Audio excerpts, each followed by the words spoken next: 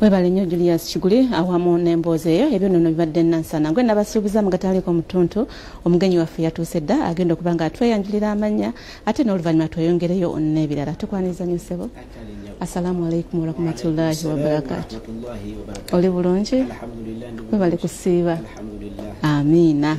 Kitegeeza ki ku lunaku luno lwa Eid? Alhamdulillah, kitegeeza kinene nnyo. Kubanga ffe ng'abasiraamu embaga yaffe emu ku mbaga yaffe. Ate Allah n'aleeta olunaku luno lubeera nga lwakutaano etubeera ne Eid bbiri kuba buli lwakutaano eba Eid ya musiraamu. Kale tuba nga tuli ku Eid ate nga tuli ku Eid. Eid ez'ennaku ebbiri mu ali ku Bukadde TV1 sooka omweyanjulira amanya. Amanya gange Sheikh Muhammad Kasim Nkubi ye manya gange so mukadde wange nga nze owa halali kutwalira e Kawempe wansi wa ofiisi ya Super Mufti Ekibuli. Kimaze mu bbanga ki ekintu ekyo? Ekifo ekyo ndikyali mugole sinnaweza myezi giwera mukaaga nali kubuuka ate ne bansumuusa nembeera nga nze nkuwonamu setampu ku nnyama yonna etambula mu Kawempe. Kitegeeza ki eri ggwe?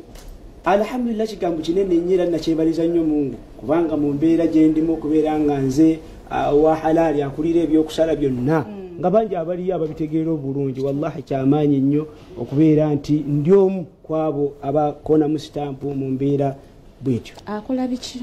Wa halaali atwala obuvunaanyizibwa okulaba nti omusiraamu ali ekyo ekituufu ekirina okuliibwa. Nga bw'olaba halaali byulo nti bagenda bakebera kino kiri halaali tekiriimu saagala kuba nyeeri naye nga bwetyo mu mbeera eyo mukama wange.